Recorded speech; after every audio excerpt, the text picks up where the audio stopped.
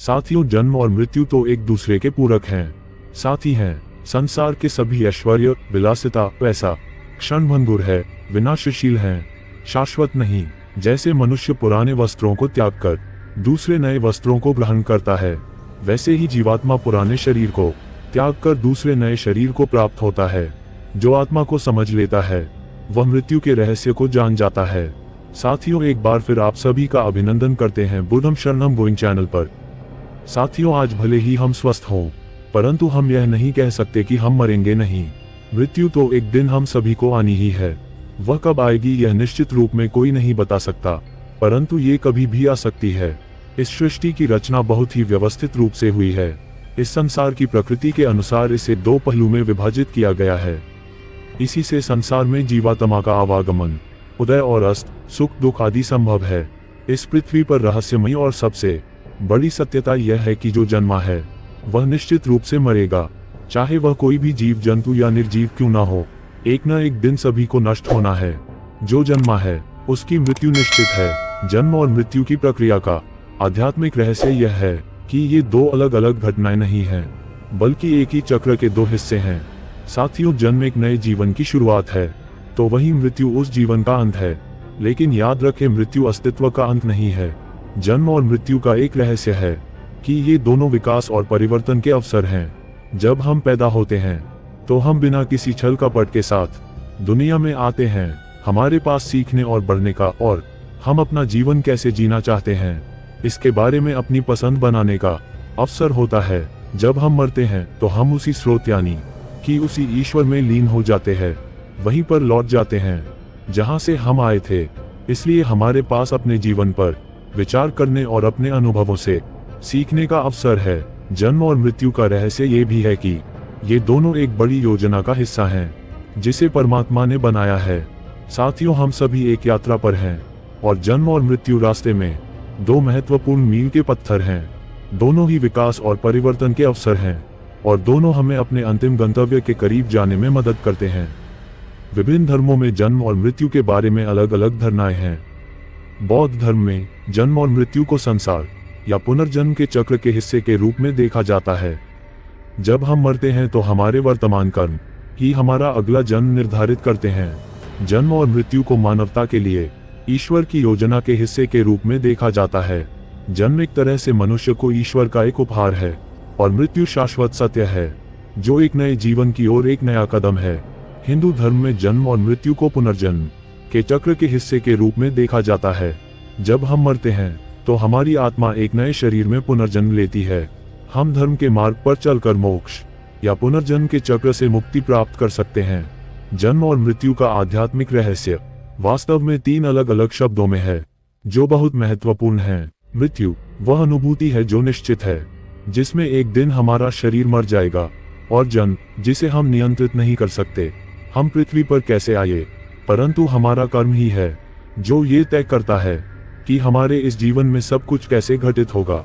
इसलिए हमें पता होना ही चाहिए कि यह जीवन हमारे कर्म के अलावा और कुछ नहीं है, तो कोई आघात नहीं होता है। जब हमें आत्मा या आध्यात्मिकता के विज्ञान का एहसास होता है तो हम आध्यात्मिक रहस्य को समझ जाते हैं। हमें एहसास होता है कि हम अपने पिछले कर्मों के कारण पृथ्वी पर आए हैं और अब हम जो भी कर्म करेंगे वह पिछले जन्मों के कर्मों के साथ साथ इस जन्म के कर्म बन जाएंगे, जो हमारी मृत्यु का फैसला करेगा। हमारा शरीर मर जाएगा, लेकिन मन और अहंकार कर्म लेकर पुनर्जन्म के रूप में पृथ्वी पर लौट आएंगे। जब तक हमें यह एहसास नहीं हो जाता कि हम मरने वाला शरीर नहीं है, मन और अहंकार नहीं है, हम दिव्य आत्मा हैं, तब तक ये चक्र चलता रहेगा।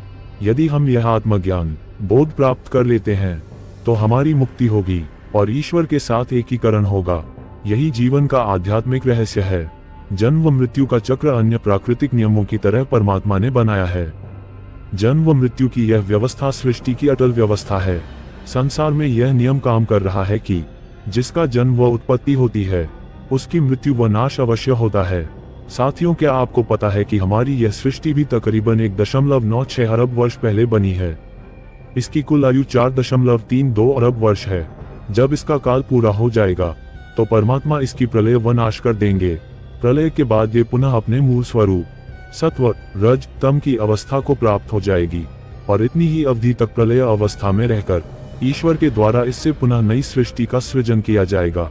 प्रलय और सृष्टि का क्रम व चक्र अनादि काल से चल रहा है और अनंत काल तक चलता रहेगा। कभी भी इस सृष्टि और प्रलय क्रम का अंत होने वाला नहीं है।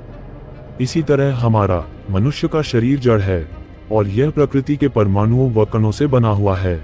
शरीर को बनाने वाला परमात्मा है। जीवात्मा स्वयं अपने व दूसरों के शरीर की रचना नहीं कर सकते। हाँ, वह इस कार्य में सहायक हो सकते हैं। परमात्मा जीवात्माओं को सुख व उनके कर्मों का भोग कराने के लिए उनके पूर्व जन्म के कर्मानुसार शरीर को बनाते हैं।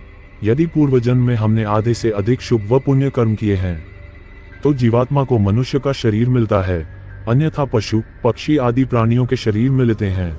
मनुष्य योनि सबसे उत्कृष्ट योनि है, जहां वह शुभाशुभ कर्म करने के साथ पूर्व किए हुए कर्मों का फल भी भोगता है, जबकि सभी मनुष्य योनियों में जीवात्माओं को अपने कर्मों का भोग करना होता है। वह स्वतंत्र कर्ता नहीं होते, जिसका कारण यह है कि उनके पास विचार शक्ति व बुद्धि नहीं है। उनके पास कर्म करने के लिए हाथ भी नहीं है और न ही बोलने व अपनी बात को किसी दूसरे पशु को कहने के लिए वाणी ही है। यही कारण है कि कोई मनुष्य पशु बनना नहीं चाहता, परंतु ज्ञान व संकल्प की कमी के कारण वह अशुभ व पाप करते हैं, जिससे उन्हें अपने जन्मों में पशु पक्षियों आदि अनेक योनियों में जन्म लेना पड़ता है। मनुष्य का जन्म हमें पूर्व जन्मों के कर्मों के आधार पर मिलता है।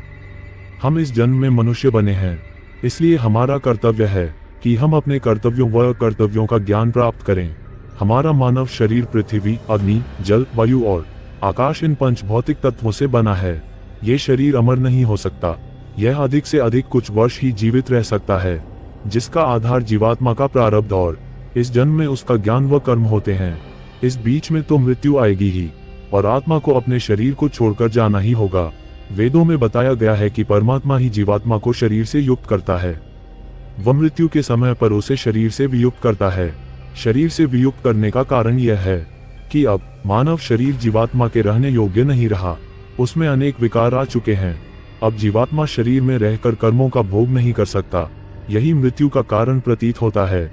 मृत्यु होने के बाद जीवात्मा अपने कर्मों के अनुसार फिर से एक नई दिशा में एक नए जीवन की शुरुआत करती है। इस नए जीवन में उसे पुनः शिशु, किशोर, कुमार, युवा आदि अवस्थाओं में मिलने वाले सुख पुनः प्राप्त होते हैं, जो पूर्व जन्म के शरीर में संभव नहीं थे। जिस प्रकार रात्रि के बाद दिन और दिन के बाद रात्रि अवश्य आती है, उसी प्रकार जन्म के बाद मृत्यु और मृत्यु के बाद जन्म भी निश्चित रूप से होता है। जब तक कर्मों का क्षय और मनुष्य को ईश्वर का साक्षात्कार होकर विवेक प्राप्त नहीं होगा, जन्म व मरण का चक्र चलता ही रहेगा। जन्म मरण का चक्र मोक्ष पर विराम पाता है। मोक्ष मिलने पर मनुष्य का जन्म व मरण लंबी अवस्था के लिए बंद हो जाता है और जीवात्मा ईश्वर के सानिध्य में रहकर आनंद का भोग करता है। यही जीवात्मा की चरम सुख की अवस्था होती है। यह आनंद सभी भौतिक सुखों से अनुभव में सर्वश्रेष्ठ होता है।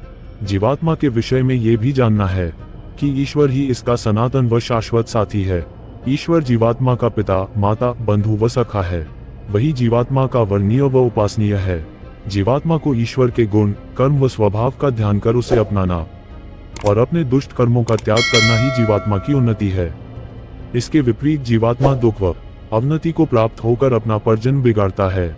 साथियों, ईश्वर व जीवात्मा स्वरूप से सत्य, चित, अनादि, नित्य हैं। इनका परस्पर सर्वज्ञ, अल्पज्ञ, व्यापक स्वामी और सेवक का संबंध है। ईश्वर अजन्मा है तथा जीव जन्म और मरण में फंसा हुआ है। मनुष्य ईश्वरोपासना, यज्ञ, दान व परोपकार आदि कर्म करके बंधनों से मुक्त होता है। वैसा न करने से बंधनों में फंसता है। ईश्वर सदा मुक्त और आनंद से युक्त रहता है। जीवात्मा के जीवन का उद्देश्य वैदिक विधि से उपासना करके ईश्वर को पाना है और अपने आने वाले जन्मों को सुधारना है। इसी के साथ इस वीडियो को यहीं विराम देते हैं। आप सभी को सादर प्रणाम। आप देख रहे हैं बुद्धम शरणम गोइंग यूट्यूब चैनल। वीडियो अच्छी लगी हो तो चैनल को सब्सक्राइब और लाइक करें। ओम बुद्धाय नमः।